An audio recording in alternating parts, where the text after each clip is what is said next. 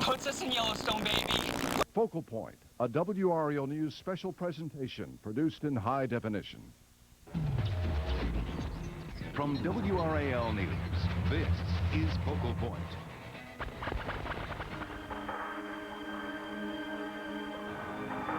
Is our air safe to breathe?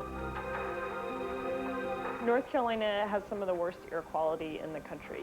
That's the perception. There's a code orange ozone. We give the code red, but everybody has to be careful. What is it? A code purple day today? But is that the reality? Air quality in North Carolina is good and getting better. Some may debate the numbers, but only one number matters to Virginia McLean, the number 3. That's how many children she has with asthma. They understand that a bad ozone day will hurt them. The rankings are startling, almost unbelievable. Of all the major urban areas in the country, the Triangle, Triad, and Charlotte are among the top 25 with the worst ozone pollution. And according to the American Lung Association's rankings, Charlotte's ozone is worse than New York's. The Triad ranks next to Pittsburgh. And the Triangle, well, it's almost as bad as Atlanta. Our focal point, the ozone in our air. What is it? Where does it come from? And who should be worried about it?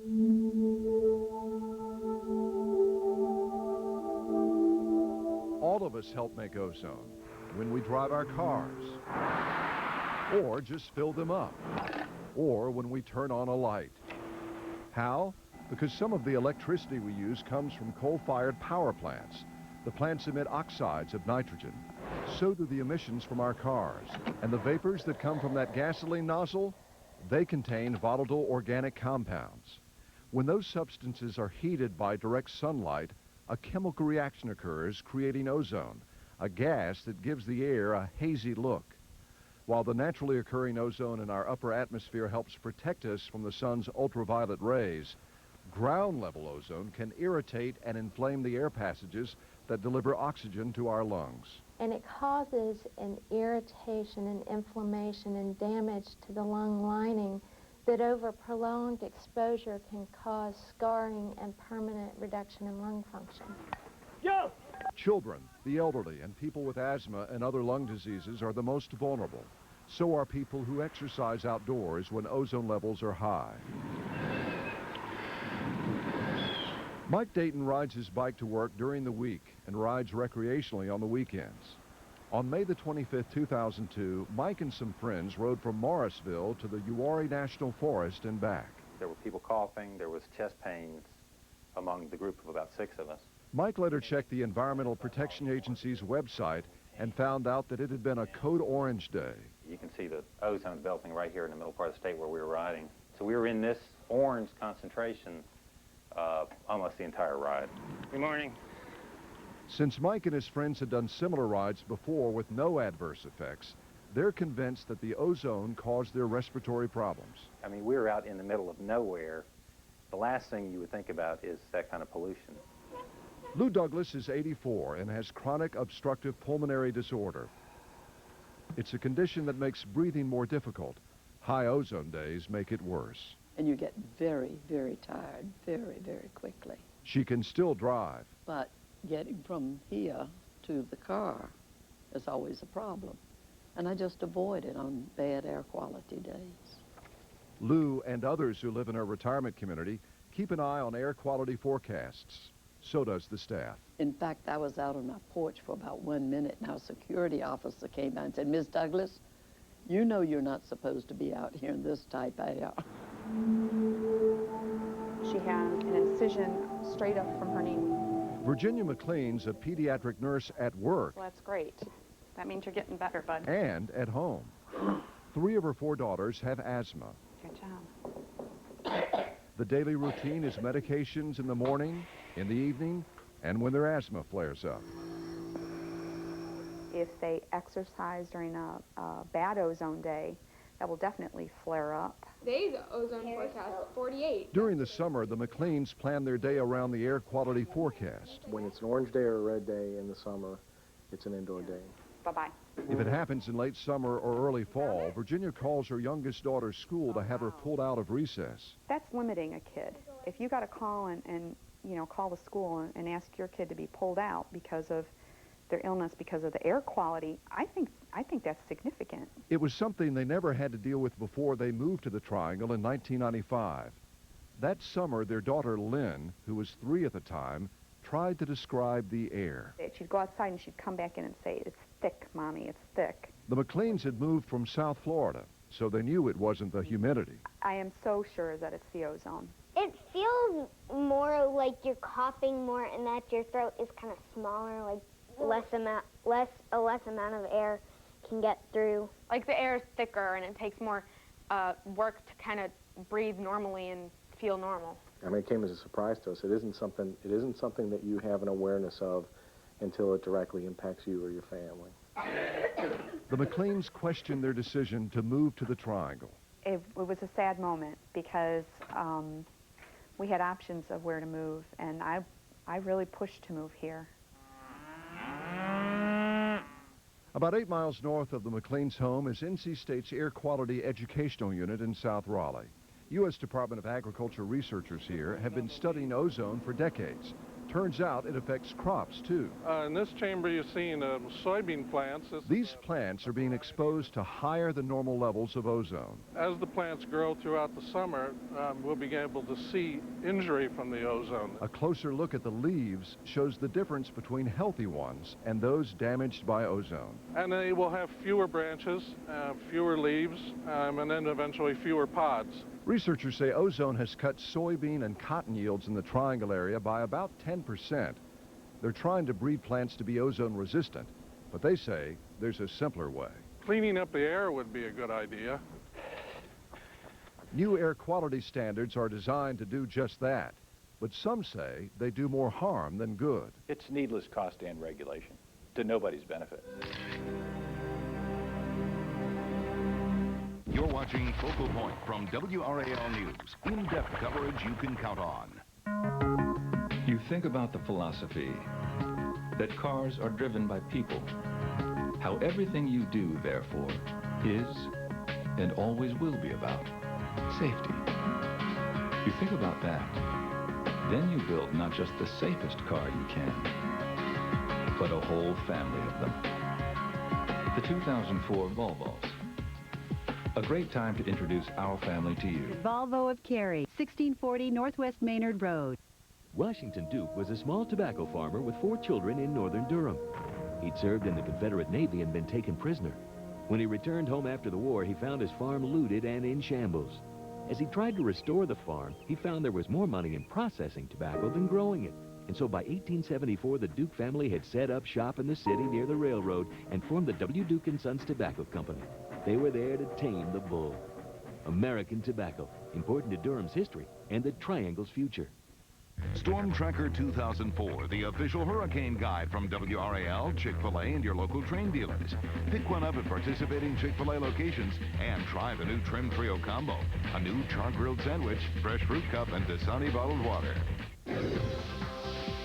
Monday on WRAL's Morning News, some mothers seem to know the trick when staying calm when their kids aren't. We'll let you in on the secret. Plus, weather first in every 10 minutes, Monday beginning at 5 on WRAL's Morning News.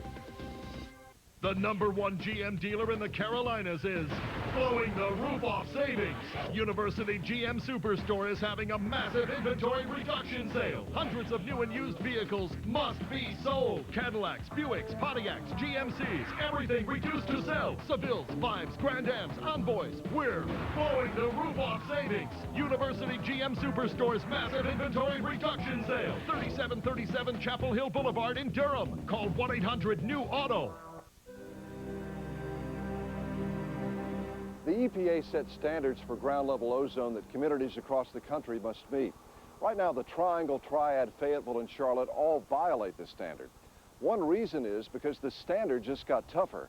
Before the change, much of the state, including the Triangle and Triad, was in compliance. The EPA toughened the standard to protect public health, but some question its fairness. At the EPA's Human Studies facility in Chapel Hill, Researchers help set the ozone standard for the entire country. Let's go in the chamber. Let's get this going here. Inside a stainless steel chamber, human volunteers are exposed to elevated levels of ozone. Okay. This chamber is designed so that we can mimic, gas atmospheres that exist in heavily polluted areas. It can mimic downtown Houston or Los Angeles, and the human subjects are exposed for as long as 8 hours. We can actually put you into an ozone-exposed bathroom as well. I mean, you can experience Los Angeles even at your leisure. You doing okay? Yes, I am.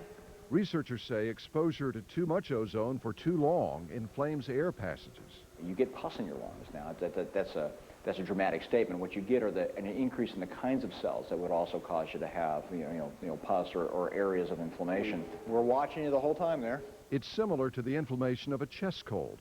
Ozone can also increase sensitivity to allergens like pollen or dust mites, and it can trigger asthma attacks. For many asthmatics, having a bad ozone day may mimic what happens when they get a viral infection and have a viral exacerbation of asthma. And blow, blow, blow, blow, blow, blow, blow, blow, keep going, going, going, going, going, going, going, keep going, going, going. The findings of researchers in this lab led to a recent toughening of the EPA's air quality standard for ozone. The standard is measured in parts per billion. 1 part per billion would be like 1 tennis ball in an area the size of the RBC Center. For years, the EPA limit for ozone in the air was 120 parts per billion. That's about the same as 120 tennis balls in an area this size.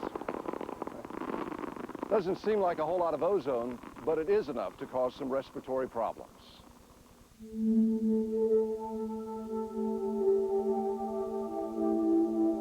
Air violated the standard if that 120 parts per billion occurred for 1 hour. But the newer, tougher standard is only 80 parts per billion, and it's measured over 8 hours. The EPA says the new standard is more realistic and will do more to protect public health. Reducing hospitalizations, reducing asthma episodes, reducing the respiratory impacts such as increased respiratory infection and respiratory disease. And reducing absenteeism in the workplace and at schools. But the new standard has also generated controversy because many areas of the state that complied with the old standard now violate the new one. Essentially, they changed the grading system. They made the passing grade a lot tougher, and so more people are failing. A failing grade means an EPA designation of non-attainment for ozone, a label that can lead to restrictions on development. And it's one more hurdle for rural communities like Nash and Edgecombe counties, which are already struggling economically. Yes, it is kind of piling on, I feel, and it was something they didn't have to do, but did anyway. What the EPA did was label Nash and Edgecombe as non-attainment counties because the region's one air quality monitor in Leggett showed violations of the ozone standard. The Carolinas Gateway Partnership, a regional economic development organization, fears the label will scare its prospects. That is, we'll just be taken off of their screen. Mainly because of the additional cost of installing state-of-the-art emission control equipment. Potentially, you could be talking millions of dollars in lost local and state tax revenues. Not to mention jobs. And it's not because Edgecombe and Nash counties are creating the ozone. It's because the Leggett monitor is downwind from the Raleigh-Durham area and is picking up its ozone.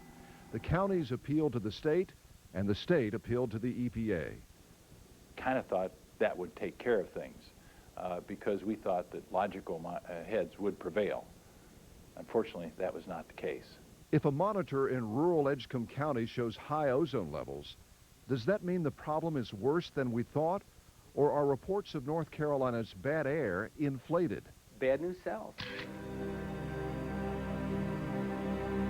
You're watching Focal Point from WRAL News. In-depth coverage you can count on.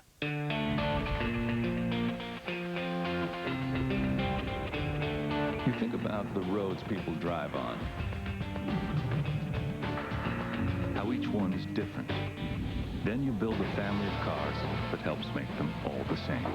The 2004 Volvos with electronically controlled all-wheel drive. Visit Weaver Brothers Volvo, 4409 Capitol Boulevard, Raleigh.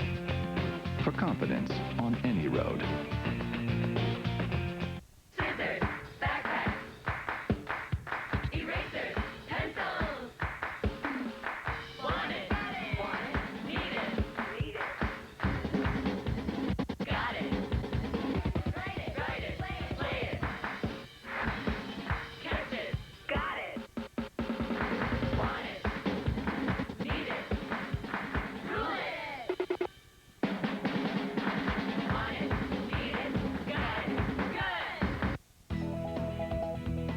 to the place for cutting-edge power and high-tech power to bring you the latest cleaning power.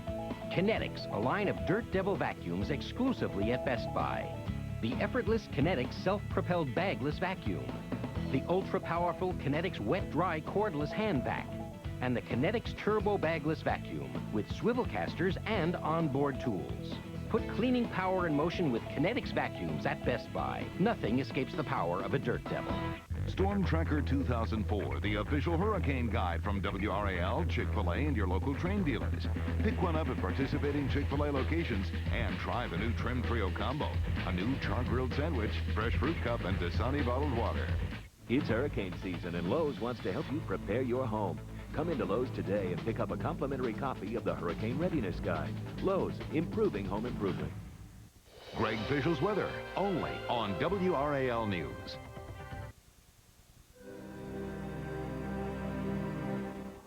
Reports saying that nearly half the people in our state are breathing unhealthy air generate a lot of media attention, and so do warnings of bad air days. But is it all just hype? Well, it depends on who you ask. This is an automated monitor. It runs 24 hours a day, 7 days a week.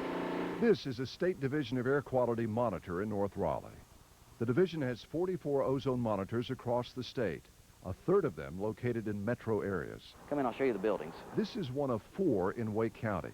It's larger than most, with state-of-the-art equipment that measures both particles in the air and gases like ozone. The red line represents the ozone. You can see it got higher late in the afternoon, goes back down. We are designated non-attainment for ozone in this area. All it takes is one monitor being out of EPA compliance for the county and the entire Triangle region to be designated non-attainment. Roy Cordato, an economist with the John Locke Foundation, has published a report questioning the way ozone data is collected and reported. It's misleading, I think, the way it's reported, and it scares people very often into thinking they're breathing, bad air when they're not. Some economic development officials say the non-attainment designations should be based on specific areas within counties and not counties as a whole. Why not just name the city or a specific area as out of compliance versus the whole county? The air doesn't really know as much the political boundaries, and so you have to look at, is that designation going to be representative of what the air quality is? And the monitoring network has been set up to be representative of broad airsheds, not of very small localized areas. The reason? Because ozone, like the air, travels with the breeze. Every spring, the American Lung Association issues its State of the Air report. It's based on EPA data, which is based on data from the state's air quality monitors. It ranks major metropolitan areas and grades counties based on ozone pollution. I don't think it conveys any useful information. Cordato says the Lung Association created the rankings and grades to make the problem seem worse than it is. He says that's also true of reports from environmental organizations like Public Interest Research Group, or PIRG. Whether it's American Lung Association or Public Interest Research Group or any of these groups, good news does not bring in contributions. Bad news does. But Elizabeth Oots, president of PIRG's North Carolina chapter, says her organization isn't after dollars, only change by putting pressure on policymakers to clear the air.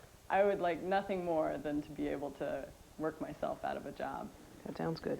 Deborah Bryan, president of the Lung Association's North Carolina chapter, says the organization's public warnings helped save society from tuberculosis decades ago. She hopes it will do the same with ozone pollution. It's only been since we've really had the broader public awareness that we've seen people taking steps to protect themselves on these worst days. Ozone forecast today, it's reports on the air have helped generate much of that awareness. Code orange for the Triangle and also for Fayetteville. All right, well, there's data in here. Air quality forecasts became a routine part of TV weather reports in the late 90s. What it's saying is that the air quality issue has reached the point where we need to talk about it, and that's not good. The forecast is made with the now familiar color coding system, with green being the best air quality and purple the worst. But the deadest atmosphere we've had in a while. Oh, yeah. During a conference call every afternoon at 2, state meteorologists make an ozone forecast for the next day. What are they looking at specifically? Well, they're looking at weather conditions. They're looking at the ozone levels. They're looking and trying to predict, what the weather's going to be like tomorrow. You're going to go orange tomorrow? 106 ozone. 106, okay. At 3 p.m., the forecast is sent to media outlets and posted on the division's website. It's revised the following morning if conditions change. All right, sounds good, guys. The forecast also goes out to major employers. Once they hear that it's going to be code orange or code red, then they actually tell all of their employees to alter their carpooling plans and that type of thing for the next day. So people can not only protect themselves, but also protect others by reducing their own contribution to the ozone problem. Just small things like that are the kinds of things that individuals can do to help. That could mean eliminating unnecessary driving or waiting until the evening to fill up their car. To me, it's sort of a community type thing that, okay, I don't want my buddy here at the end of the street gasping for air at the end of the day. And so is there something I can do as part of the community to reduce the risk to the people that are most influenced by this problem?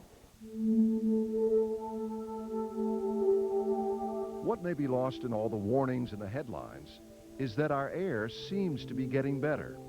But does that mean we've done enough? To say that it's going to go away and then we don't have to worry about it anymore, no. You're watching Focal Point from WRAL News. In-depth coverage you can count on. Right now, you can find the soul of a sports car in more new Mazdas than ever. And during Mazda's Choose and Cruise sales event, for a limited time, choose from a variety of offers on a great selection of new Mazdas, including low APR financing or great cash back or special lease offers. Like 0.0% limited term APR financing or up to $3,500 cash back. So no matter how you want yours, get to your Mazda dealer for a test drive and cruise away with great savings. Hurry, these offers end September 6th. CBS Sunday, he was a rising star until someone cut him down. You ever hear of Herman Lester? He was murdered on a playground court in 1987, never solved. Now, 17 years later. Want to tell us about the phone call you got? Yeah, if I play Friday night, I'm going to get the screwdriver just like my dad. What's Friday night? State championship. Is the same killer after his son. Herman gets murdered, and now Ray gets a death threat. Enough connection for me. Don't miss television's most watched new drama. What's wrong? Ray is missing. Cold Case, CBS Sunday.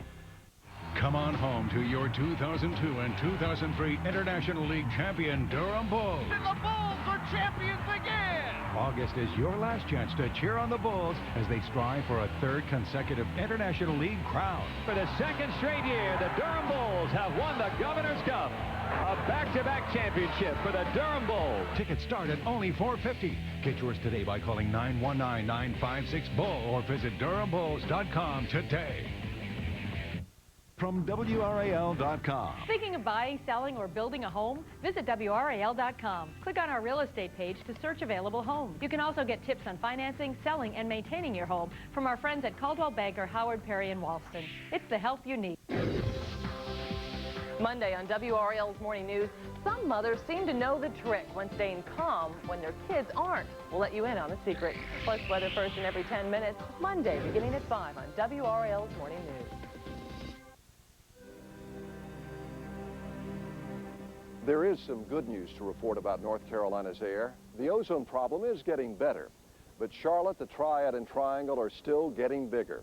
So can our efforts to improve the air quality outpace the additional pollution that comes with growth? Ladies and gentlemen, it is now law. In June 2002, Governor Mike Easley signed the Clean Smokestacks bill. The plan will take us back to the days when children recognized yellow, red, and orange as colors of the rainbow rather than ozone warnings. It requires the state's two big utility companies to cut ozone-causing emissions at their 14 coal-fired power plants in North Carolina by about 75% over the next decade. The plants are a major source of the state's ozone pollution. That Clean Smokestacks Act is the strongest law on ozone in the country. Okay. Virginia McLean helped lobby for it on behalf of her 3 daughters with asthma. I'm proud. I'm proud that we passed the act. But the act does not protect North Carolina from emissions that drift our way from power plants in other states. I think to truly protect public health from power plant pollution, we need a national standard. We need all the power plants in the Midwest and the Southeast to reduce their pollution as dramatically as we have here in North Carolina. North Carolina's Attorney General has petitioned the EPA asking that it force 13 states upwind from North Carolina to take action to reduce power plant emissions. Cars and trucks are the other major source of ozone-causing pollution. One reason our metro areas are ranked as high in ozone pollution as those with more people is because our people tend to drive more miles. But stricter standards for manufacturers and inspections are helping reduce vehicle emissions as well. And the use of alternative fuel vehicles is on the rise. These little cars get about an average of 50 miles per gallon. The state has nearly 50 ultra-low emission hybrid vehicles, and 42% of its total fleet runs on alternative fuels. This Crown Victoria runs on compressed natural gas, and this state Capitol Police pickup truck runs on electricity. Got a battery gauge.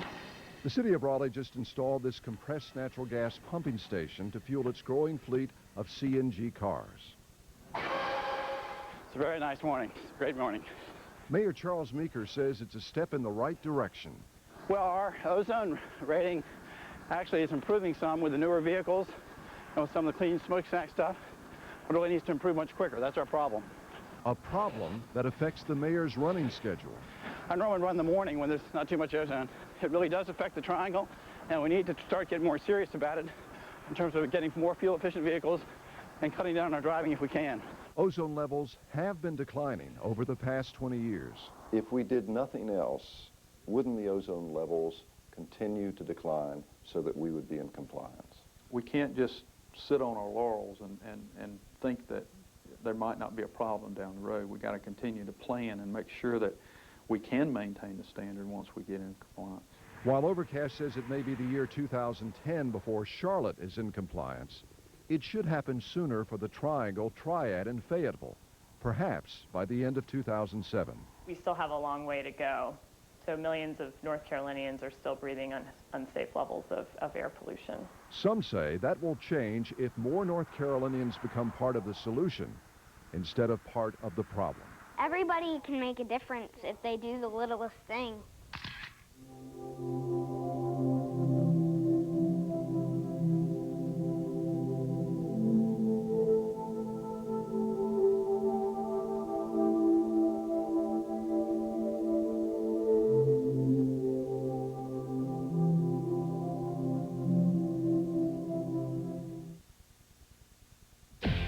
It's Toyota time, the nationwide clearance event, the year's biggest event.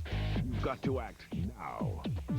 Now get $2,000 cash back on the 2004 Tundra Double Cab, Toyota's biggest truck ever. Or get 0% APR financing for up to 40